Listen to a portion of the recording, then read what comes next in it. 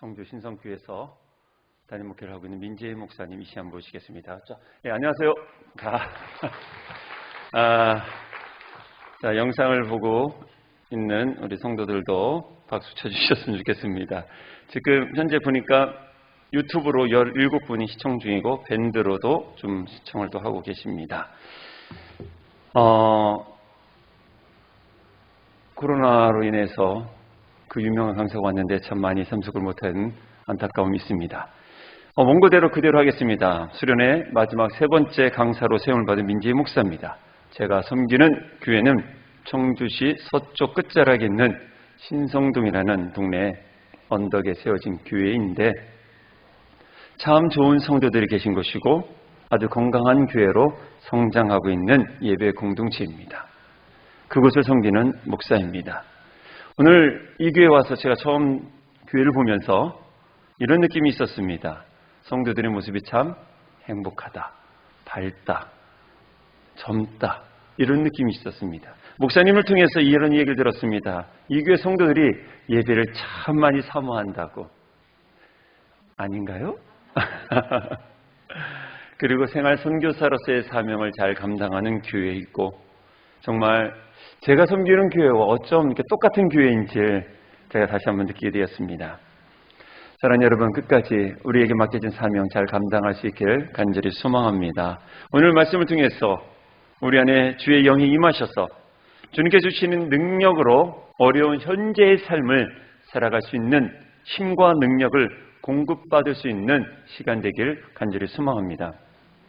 역대상 18장에는 다윗이 어디에서 승리했다는 간단한 보고 외에는 전쟁 과정에 대해서 구체적인 기록이 전혀 없습니다. 그런데 이 18장을 쭉 읽다 보면 특히 오늘 본문에서 조금 다른 표현법이 나옵니다. 우리가 다 같이 읽었던 4절 우리 한번 보도록 하겠습니다. 4절 하반부에 쭉 이렇게 보면 100대 말들만 남기고 그 외의 병거의 말은 다 발의 힘줄을 끊었다라고 표현하고 있어요. 죄송하지만 제 모니터를 조금만 좀 줄여주세요. 표현법이 참 특별합니다. 말들이 많이 있는데 말들의 발의 힘줄을 끊었대요. 우리 한번 상상을 해보세요. 고대 시대 때 전쟁을 하려면 뭐가 가장 필요했을까요? 말이에요, 말. 말이 있다는 것은 기동력이 좋다는 거예요. 징기스칸이 세계를 점령할 수 있었던 것은 CEO 징기스칸이라는 책에 보면 이렇게 나와 있어요. 기동력이다. 속도전이에요. 말들이 많이 있었어요. 그래서 어떻게 합니까? 적들이 옵니다 라고 할 때 벌써 징기스칸은 그 성문까지 왔다는 거예요. 속도예요. 기동력이 좋다는 것은요, 그 당시에 최고의 군사력을 가지고 있다는 거예요. 또한 병거를 만들 수 있다는 거예요. 말병거를 만들어서 다양한 공격력, 그런 무기를 장착할 수 있고 그로 인해서 파괴력이 매우 높다는 거예요. 그래서 고대에는요, 말을 많이 가지고 있는 부족이 힘이 센 부족이라는 거예요. 하울이 계속 나네요. 제가 울림이 너무 크네요. 어제 결혼식 하면서 조금 이제 된 것 같은데. 자, 그런데 오늘 다윗은 상식 밖의 행동을 합니다. 완전 비상식적인 행동을 해요. 몰상식하지는 않고요. 어느 누구처럼 몰상식한 행동을 하는 게 아니라 상식 바깥의 일을 합니다. 얻은 말들 가운데 90% 이상의 말들의 발의 힘줄을 끊어버려요. 힘줄을 끊으면요, 병거를 썼던 그 병마들이 달릴 수가 없어서 뭐를 하냐면 일말로 바뀌게 된답니다. 일을 하는 그런 노동하는 그 말로 전락이 되어버리는 거예요. 지금 상황은 뭐예요? 아직까지 전시예요. 계속 싸움이 있어야 될 그 시점에 다윗이 행동하는 것이 어처구니 없는 행동을 보여주고 있어요. 왜 이런 행동을 왕인 다윗이 했을까? 우리 한번 다윗의 마음을 한번 관찰해 볼 필요가 있다는 거예요. 다윗이 이러한 행동을 한 이유는 신명기 17장 16절과 17절에 근거를 찾을 수가 있어요. 거기에 보면 왕이 많이 두지 말아야 될 하나님의 규례가 나옵니다. 이스라엘 왕이 되었을 때 이 세 가지 규례를 지켜야 됐어요. 첫 번째가 뭐냐면 병마를 많이 두지 말라. 너무나 희한한 말씀을 하셔요. 두 번째로 아내를 많이 두지 말라. 세 번째로 은과 금을 많이 두지 말라. 라고 신명기 17장 16절에서 17절에 말씀하고 계셔요. 근데 세상의 관점으로 봐서는요, 이 세 가지를 가지는 것이 힘 있는 왕의 전형적인 모습 아니겠습니까? 왕인데 병마가 많아야 되잖아요. 왕이 되었으니까 고대 왕들은 어떻게 해요?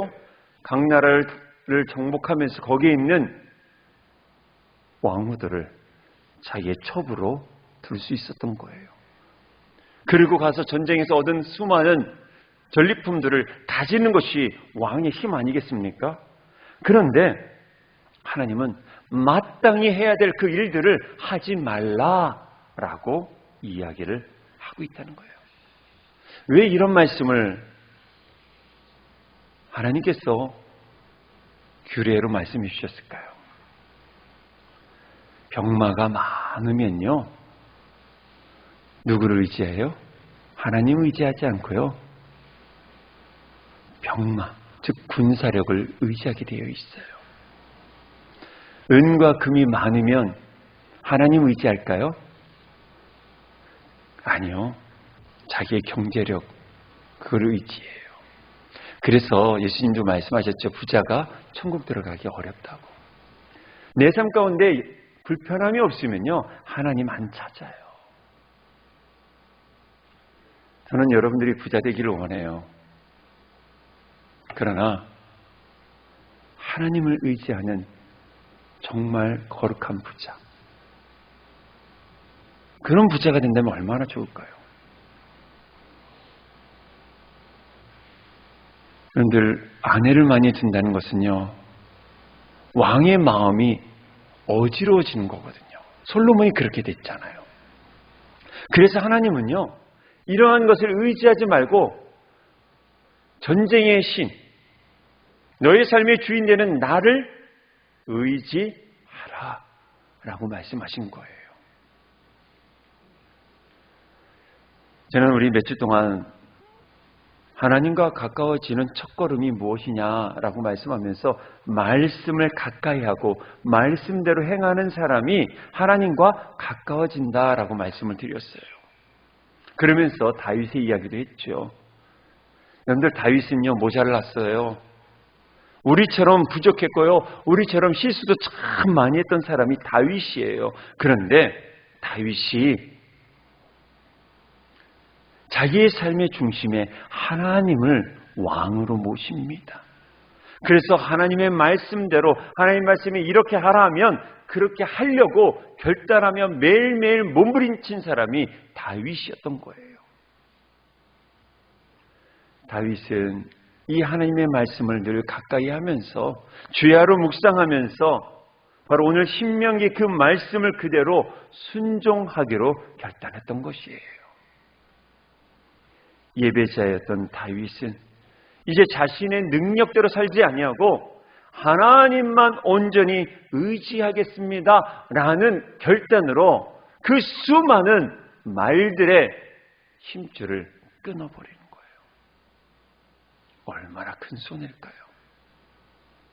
근데 여러분들, 예수 믿는 것은 손해보는 일을 해야 되는 거예요.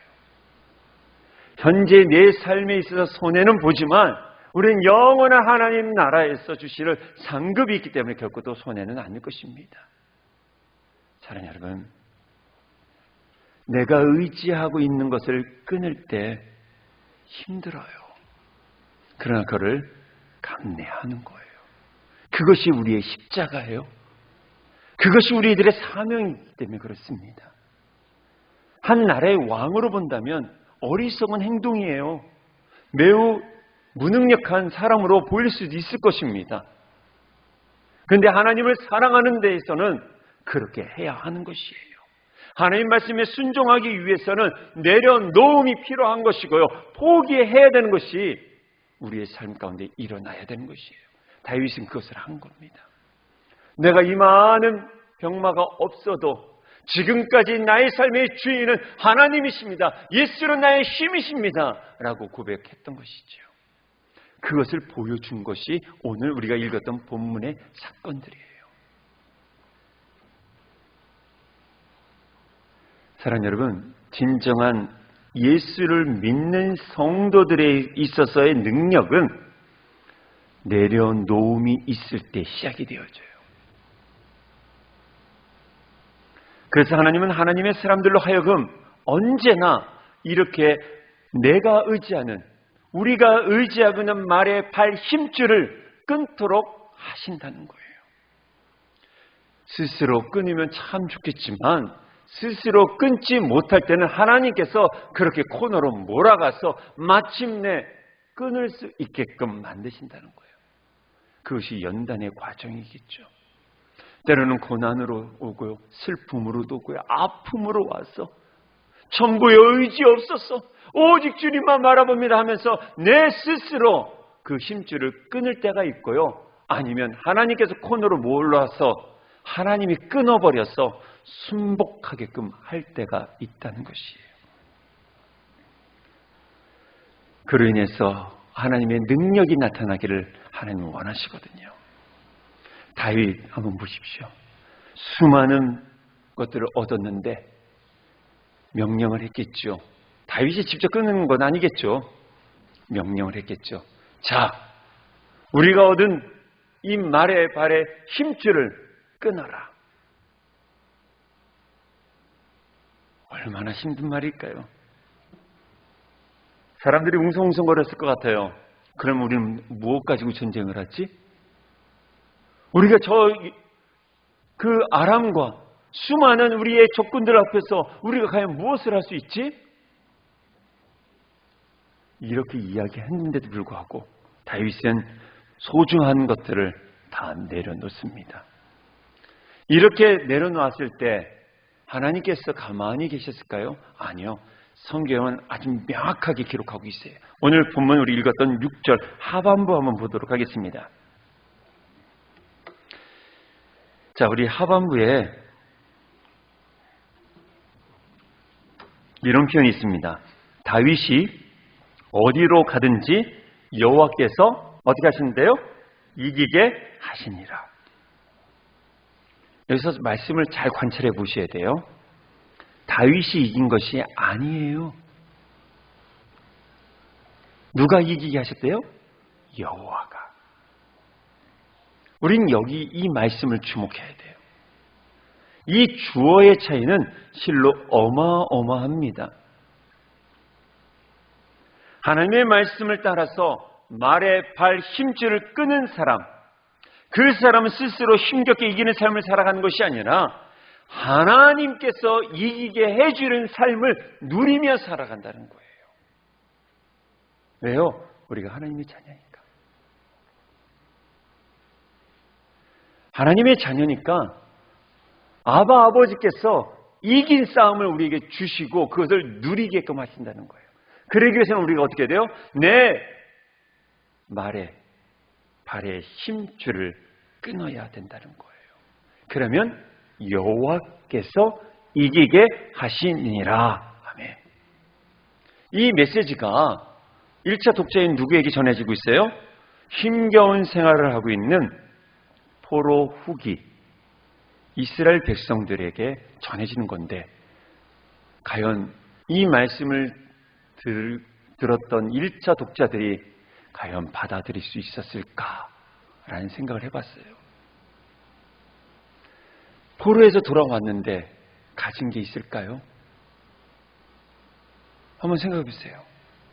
우리가 어려운 시기를 맞이하고 있는 사람들에게 하나님을 의지하십시오라고 할 때 그 말이 정말 와닿을까요? 사실 지금 이스라엘 백성들은 현실에 뭔가를 끊을 만한 그 말조차도 없었어요. 근데 다윗의 이 상황을 저자는 이스라엘 백성들에게 주면서 말의 발 힘줄을 끊어라, 그렇게 권면하고 있는 거예요. 근데 지금 이스라엘 백성들은요, 와서 뒷걸음하는 것도 없었던 때예요. 정말 많이 힘든 사람에게 하나님 의지하십시오 할 때 이분이 과연 들을 수 있을까요? 지금 이스라엘 백성도 마찬가지예요. 아무것도 없는 상황인데 아마 이스라엘 백성들이 이렇게 얘기했을 것 같아요. 끊을 수 있는 말 한 필이라도 있으면 좋겠다고. 내가 내려놓을 수 있는 그런 물질이라도 있으면 내가 내려놓겠다고. 아마 그렇게 말할 것 같아요. 어쩌면 코로나19 이 시대를 살아가는 우리에게도 마찬가지인 것 같아요. 이 코로나19로 인해서 꿈조차 꾸지 못하는 시대가 되어버렸어요. 꿈을 꾸라고요? 비전을 가지라고요? 이건 어떻게 보면 배부른 소리라 할 수 있을 것 같아요. 무엇을 잡아야 되는지도 모르는 이 시대 속에서 주님을 의지하라고요? 과연 용납이 되어질까요? 그러나 사랑하는 여러분, 1차 독자들에게 권면했던 그 저자의 메시지는 이것입니다. 내 손에 익숙한 작고 소중한 것을 내려놓으란 얘기예요. 익숙한 것. 그래서 내 신앙이 계속 틀어지고 그릇되어져 가는 익숙하고 그리고 내 안에 나만이 가지고 있는 그 소중한 것, 그것을 내려놓으라는 거예요. 이스라엘 백성들이 가지고 있는 자존심이 있었거든요. 선민이라는 그 자존심, 그거를 내려놓으라는 거예요. 이것을 내려놓는 연습을 하라는 이야기예요.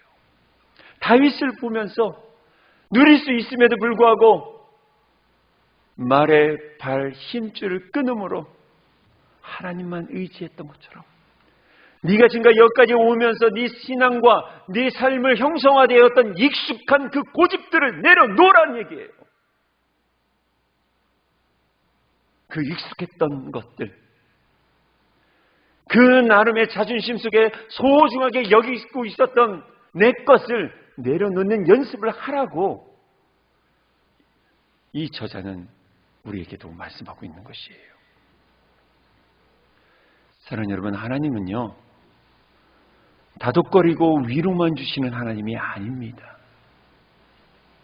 때로는 내려놓으라고, 끊으라고, 그리고 나만 바라보라고 그렇게 강하게 몰아치시는 그런 하나님이기도 합니다. 그런 하나님이 오늘날 우리에게도 말씀하시는 듯합니다.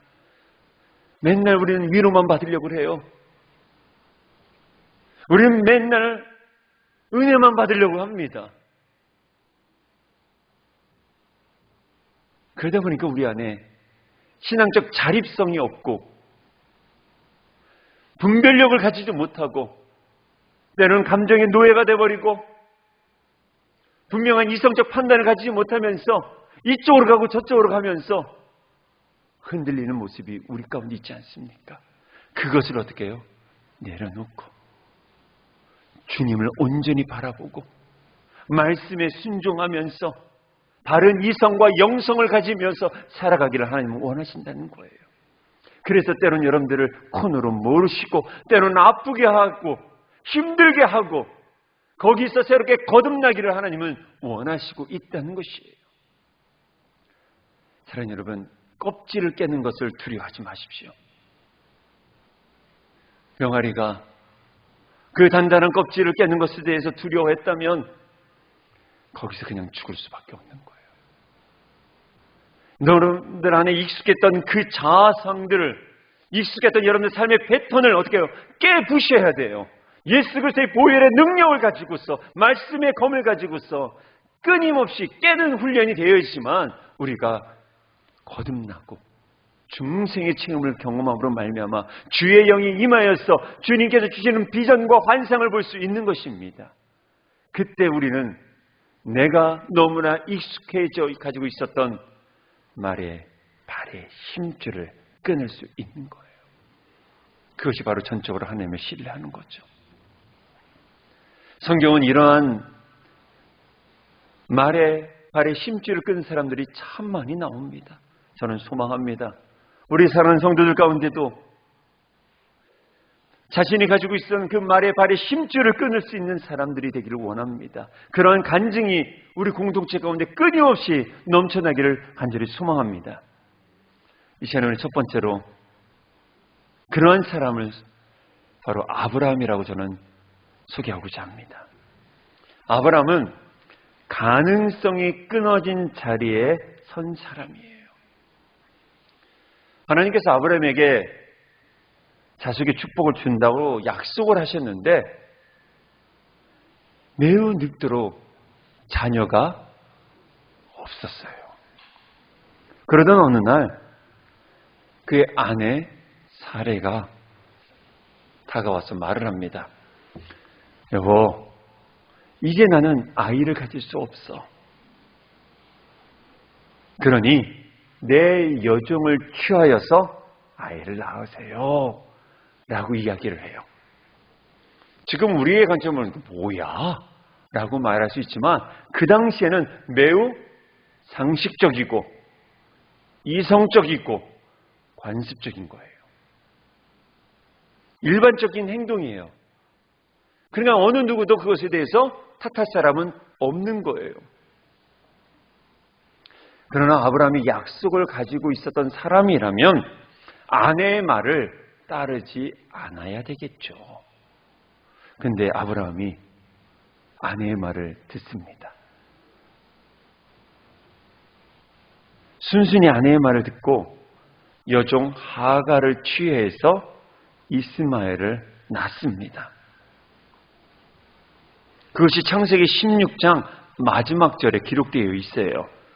이때 아브라함의 나이가 86세였더라. 성경은 기록하고 있어요. 그리고서 16장이 끝나고 바로 이어서 17장 1절에 성경은 이렇게 또 기록을 하고 있어요. 아브라함의 나이가 99세다라고 기록하고 있어요.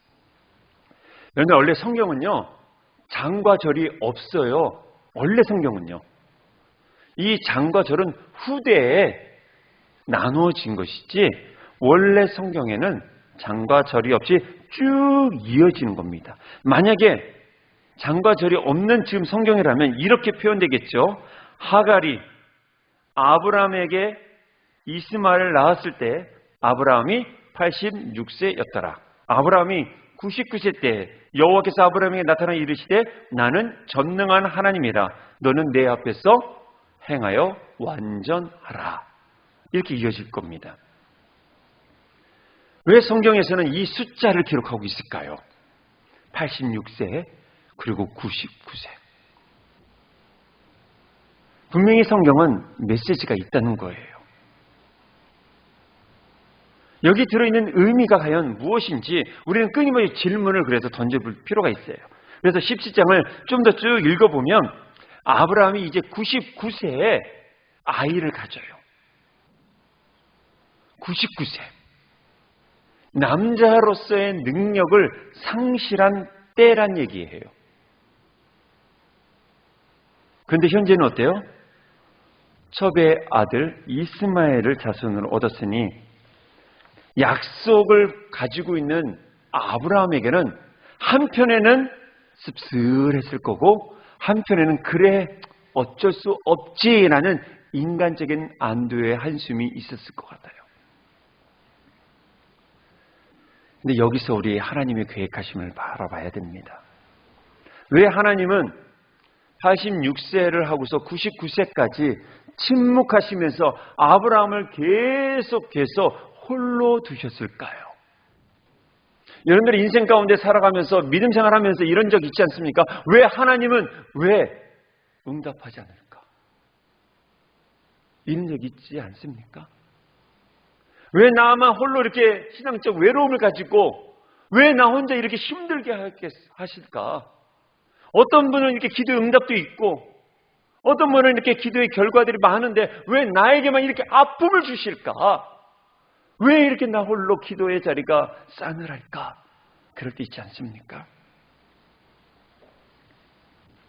아브라함이 지금 86세에서 99세까지 하나님은 침묵하셔요. 아브라함의 삶이 얼마나 힘들었을까요? 하나님과 늘 소통했던 사람이에요.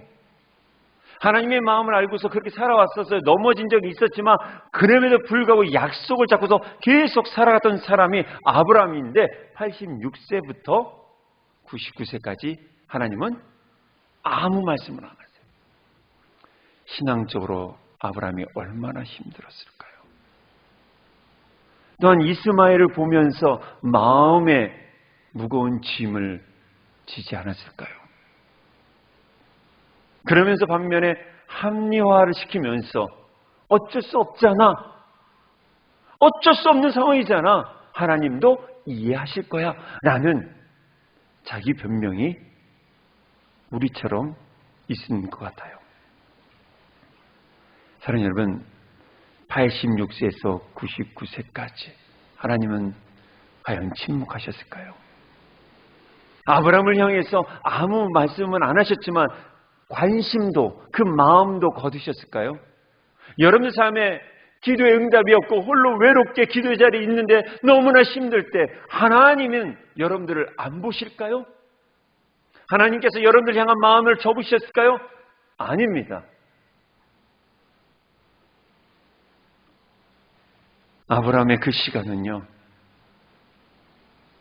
하나님께서 아브라함에게 말의 발 힘줄을 끊으라고 기다려주셨던 시간이에요.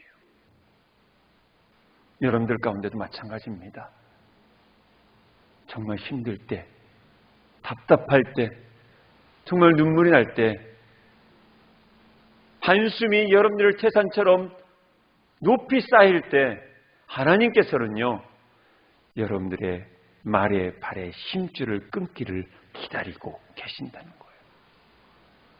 내 고집을 꺾고 내 아집을 깨고 내 오만한 자아상을 깨고 내 삶의 주인은 하나님입니다. 이 말을 들을 때까지 하나님은 기다리신다는 거예요. 그래서 하나님께서는 17장 1절에 이렇게 표현하고 있습니다. 너는 내 앞에서 행하여 완전하라. 여기서 완전하라는 것은 너의 인생의 모든 면에서 퍼펙트하라? 아니요. 그 뜻이 아닙니다. 여기서 완전하다라는 것은 뭐예요? 너 이제 좀 더 내 말을 믿고 의지하라는 얘기예요. 너 지금 약속의 백성인데 네가 일반적 상식과 합리적인 방법으로 지금 네가 실수한 건데 내가 너의 산성이 됐고 너의 힘이 되고 너의 유산이 될 거고 너의 인생의 주인이 될 것이니까 너는 나를 의지하라. 그런 말씀인 거예요. 자, 이렇게 말씀하시고 하나님은 두 가지 일을 아브라함에게 보이셔요. 첫 번째는 뭐였냐면 이름을 바꾸셔요. 아브라함에서 아브라함으로 바뀌어요. 두 번째 게 되게 중요합니다. 아브라함에게 할례를 행하셔요. 저는 이 말씀 준비하면서 혼자 빵 터졌어요. 남자의 기능이 없는 99세 그 나이에 할례를 하라는 거예요. 여러분들 생각해 보십시오. 웃기지 않습니까? 좀 청년 때 그때 할례하는 거 아닙니까? 좀 한 75세 때 할례를 했으면 얼마나 좋겠어요. 근데 지금 아브라함의 능력이 아무것도 없을 때 하나님은 어떻게 해요? 할례를 시켜요. 99세. 불가능한 그 자리에서 우리의 하나님은 아브라함에게 할례를 받도록 하신다는 거예요. 이 말의 뜻은 무엇입니까? 너의 삶은 불가능하지만 나는 가능해. 내가 일한다. 내가 너를 위해 일한다. 라는 말씀인 것이에요. 그래서 할례 받은 후에 어떻게 돼요? 이삭을 얻어요. 자기의 힘이 다 끊어졌는데, 모든 것을 다 포기했는데, 86세 때는 그나마 남자의 힘이 있어서 그때는 이스마엘을 얻었는데, 모든 것이 끊어진 그 상태에서 하나님의 언약을 지키니 하나님께서 이삭을 주셔요. 이삭의 뜻이 뭡니까? 웃음이에요, 웃음. 아브라함이 웃었고 사레가 웃은 거예요. 하나님 기똥차입니다. 사랑하는 여러분, 여러분들의 삶도 마찬가지예요. 모든 것이 불가능한 그때, 나의 발의 힘줄이 끊어진 그때, 여러분들이 하나님을 향해 손을 높이 들고, 하나님, 나 할 수 없습니다. 내 삶의 주인은 당신입니다. 그 고백을 한다면 우리는 이제 무엇을 해야 됩니까? 거기서부터 하나님 일하시는 게 아니에요. 꼭 기억하셔야 돼요. 마음의 할례를 하셔야 돼요. 우리가 예수를 믿어도 이 마음의 할례가 없으니까 어떻게 돼요? 끊임없이 계속 실수하고 넘어지고 갈등하고 상처 주고 상처받는 거예요. 가끔씩 그런 얘기를 해요. 우리 신앙생활 오래 하신 우리 분들이 뭐라고 얘기를 하냐면, 아유 목사님, 제가 교회 신앙생활 한 지 20년, 30년이에요. 권사가 된 지 그게 한 20년 됐어요. 제가 속으로 해요. 그래서 뭐? 여러분들이 굳어져간 마음의 할례가 필요합니다.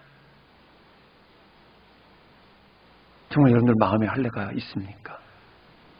왜 여러분들의 삶 가운데 교회를 다니는데도 불구하고 여러분들 다 내 중심적이에요. 그래서 정말 엄한 짓 하고 있잖아요. 교회 다니는 게 뭐가 중요합니까? 근데 교회 다니는 거 중요하지 않아요. 예수를 제대로 믿는 게 중요한 거예요. 잘못된 플레임을 가지고서 믿음이라는 그걸 우리가 신념으로 착각하고 어떻게 해요? 지금 세상에 얼마나 우리가 지금 욕을 얻어먹습니까?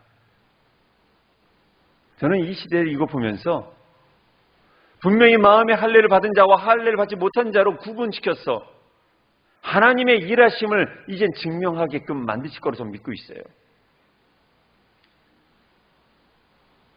어떻게 보면 알곡을 구분하는 시대인 것 같아요.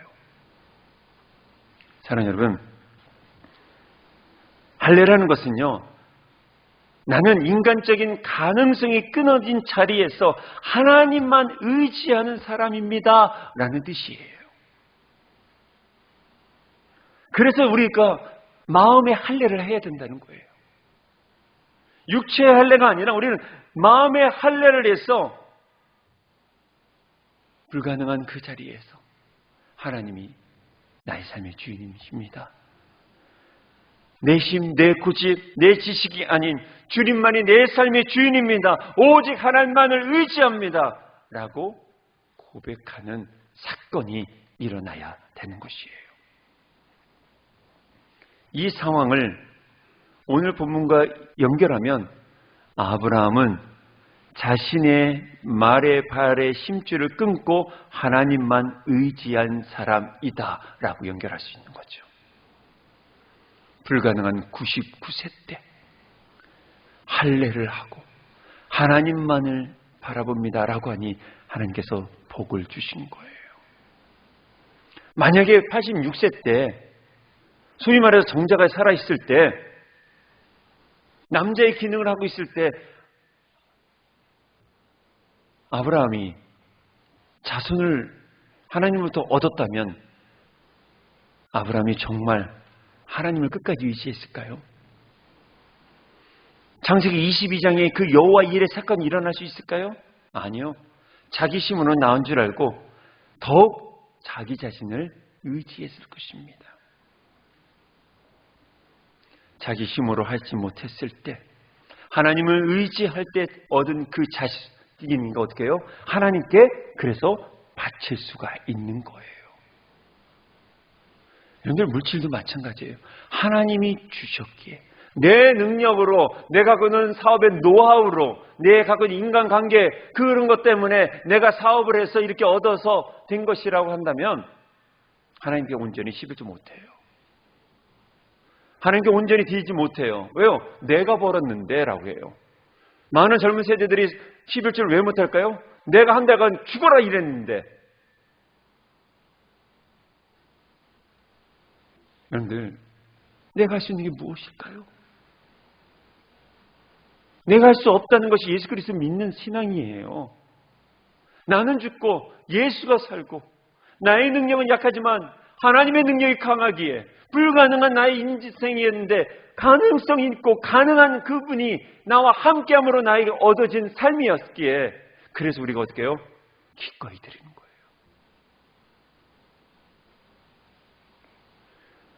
이런 할례의 이해 관점에서 여호수아 5장을 잠시 우리 한번 볼게요.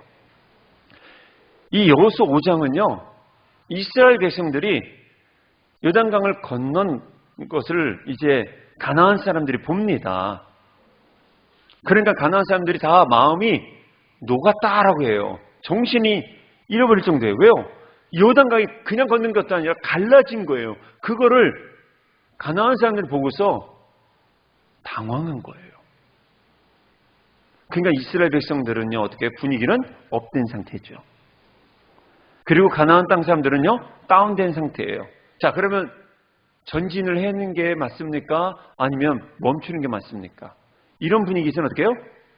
가는 거죠. 그냥 쳐들어가는 겁니다. 왜요? 아까 말한 속도전이 필요하거든요. 전쟁은요, 기선제압이에요. 지금 벌써 여리고성에 있는 사람들이나 많은 이제 가나안 백성들은 어떻게 마음이 쫄았어요. 확 쫄은 거예요.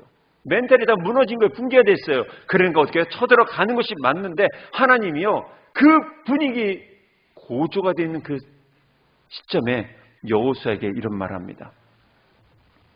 야, 멈춰라. 그리고 부싯돌을 가지고 이스라엘 자손들에게 다 할례를 베풀어라. 말이 됩니까?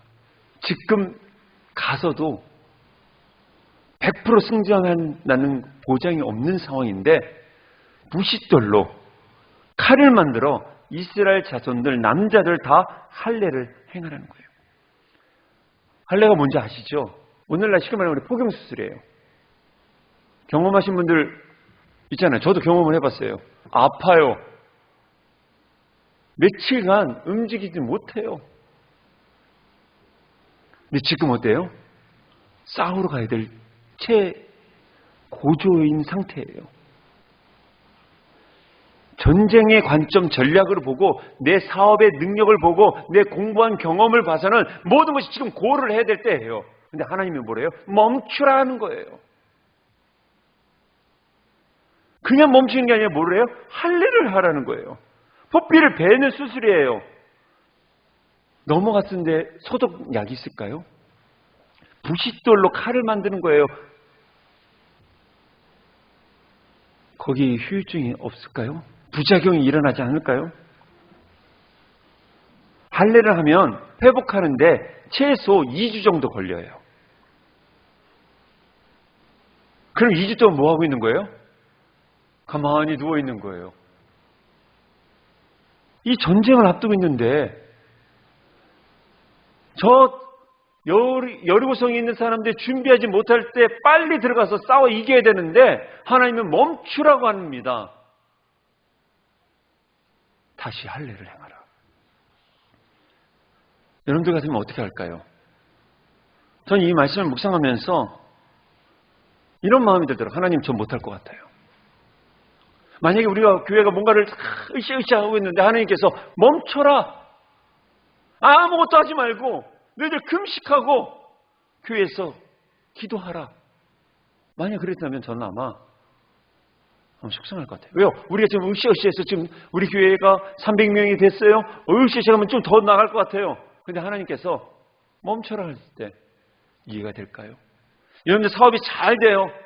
직장에서 잘 하는데 하나님께서 멈춰라. 마음에 할례를 하면서 금식하고 너 방법이 아닌 내 방법대로 살아가길 원한다고 했을 때 과연 여러분들 용납할 수 있겠습니까? 아마 저는 이렇게 했을 것 같아요. 하나님, 지금까지도 안 했는데 그냥 대충만 삽시다.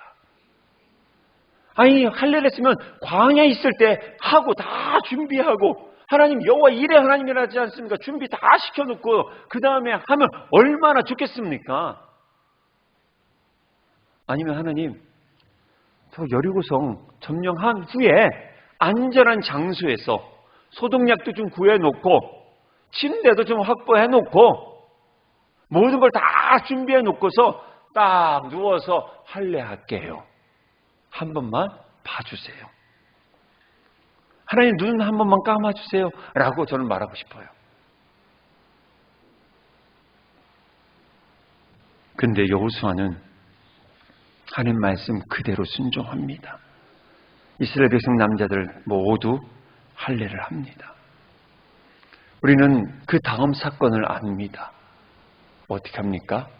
여리고성을 함락을 하는데 어떻게 함락을 해요? 무기 없이 돕니다.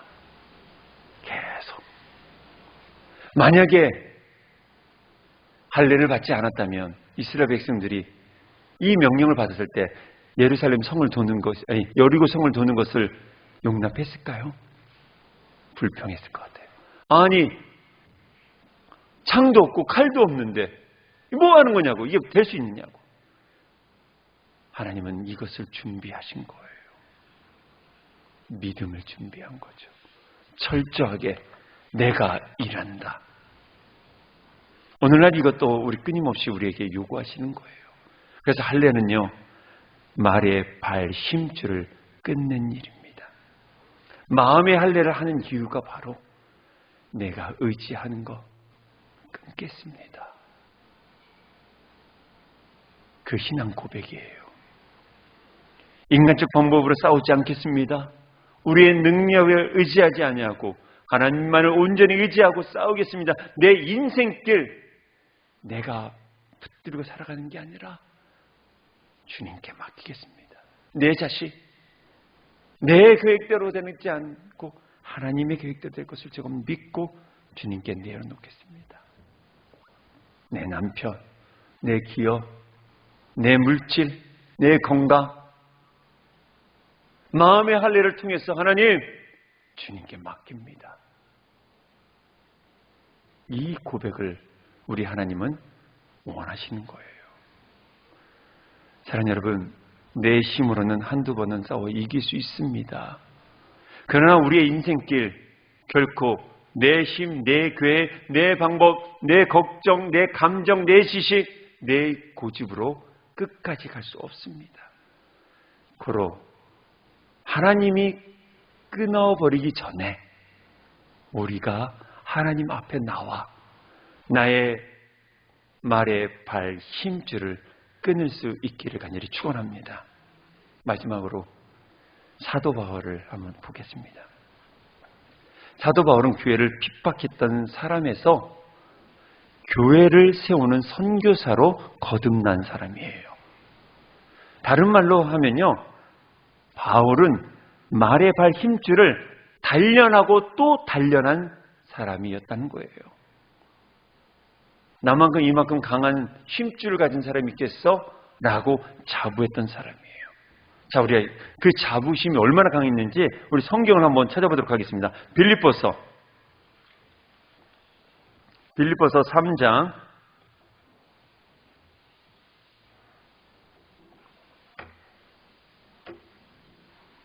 4절부터 6절 한번 보십시오.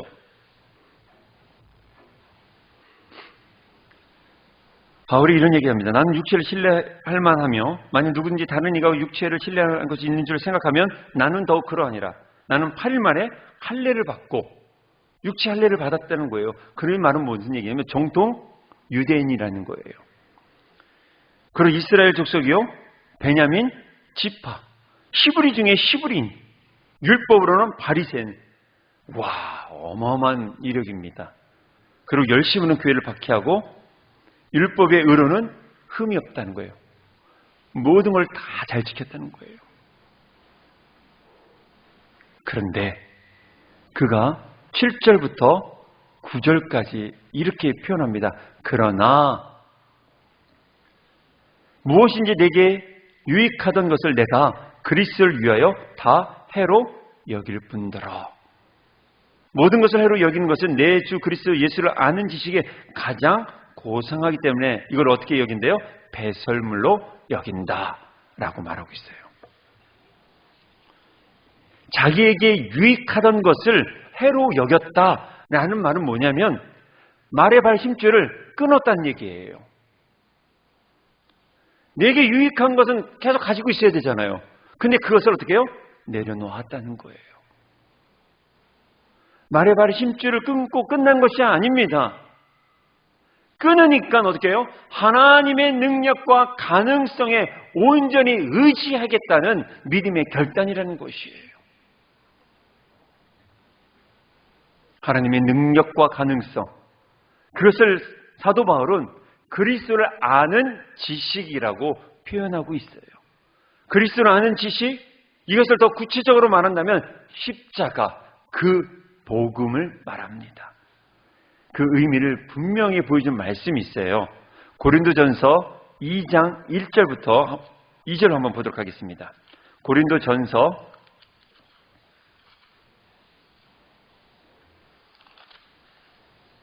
2장 1절에서 1절과 2절 우리 함께 읽어보도록 하겠습니다. 자, 우리 고린도전서 2장 1절과 2절 읽겠습니다. 시작.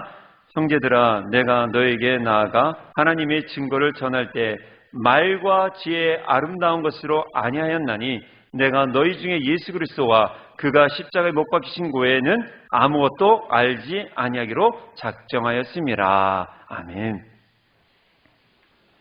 여기서 이렇게 표현합니다. 말과 지혜의 아름다운 것이 바울이 지금까지 자랑할 수 있었던 힘줄이었다는 거예요. 그것을 어떻게 해요? 내려놓는다는 거예요. 말과 지혜로 지금까지 복음을 전하고 또 뭔가 여러 가지 했던 일들이 이제는 나에게 유익하지 않다는 거예요. 그리고선 이걸 어떻게 해요? 내려놓고 예수 그리스도의 십자가만 집중하겠다는 거예요. 사랑하는 여러분, 이걸 조금 여러분들과 저에게 적용을 한다면 나의 열심이 여러분들의 말에 발에 힘줄일 수도 있어요.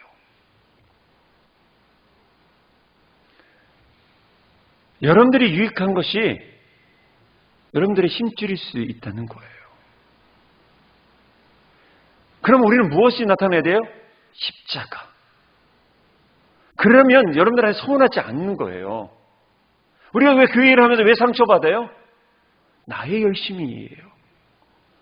나의 말과 지혜의 아름다움에 빠져 있으니까 십자가의 그 고난도 의미도 없고요. 복음의 그 능력도 의미 없는 거예요. 자기 만족이에요.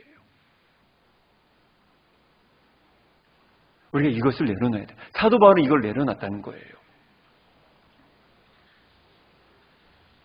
사랑하는 여러분, 하나님을 의지한다고 해서 여러분들의 인생이 모두 성공하고 잘 되는 거 아닙니다.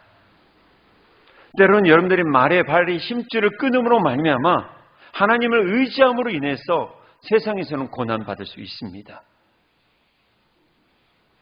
저는 목회를 하면서 정말 내 인생의 말에 그 발의 힘줄을 끊음으로 인해서 고난받는 분들을 많이 봤어요.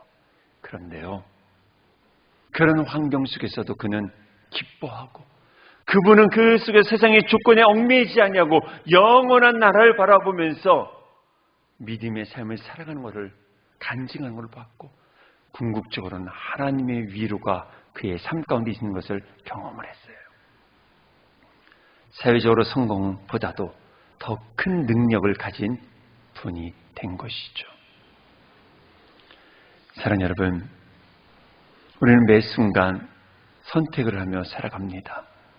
내 말에 발의 힘줄을 단련해서 그것으로 살 것인지 아니면 그것을 끊고 하나님을 의지하며 살지를 우리는 늘 선택하게 될 것입니다. 물론 힘줄을 통해 세상의 많은 것을 성취할 수 있습니다. 세계적인 부자가 될 수도 있고요. 명성 높은 지도자가 될 수도 있고 예술가나 기업인들도 될 수 있을 것입니다. 다윗은 굳이 발의 힘줄을 끊지 않고도 전쟁에 이길 수 있었습니다. 왜요? 그는 뛰어난 장군이었거든요. 여호수아도 할례를 하지 않고 전쟁에 가면 아마 여리고 성읍 정도는 이길 수 있었을 정도로 탁월한 리더십을 가지고 있는 사람이었었어요. 그러나 다윗은, 여호수아는, 사도 바울은 그 모든 것을 내려놓았다는 거예요. 왜요? 하나님의 일하심을 바라보기 때문에 그래요. 사랑하는 여러분, 여러분들의 안에 있는 말의 발에 힘주는 과연 무엇입니까? 여러분들이 정말 익숙하고 그리고 의지하는 것은 과연 무엇입니까? 여러분들의 힘줄은 과연 어떤 의미이고 어떠한 것으로 정의 내릴 수 있겠습니까? 어떤 분에게는 그 힘줄이 자식일 때가 있고요. 남편이 있을 때가 있고요. 돈일 수도 있고요. 건강일 수도 있고 신념일 수도 있고요. 자존심일 수도 있어요.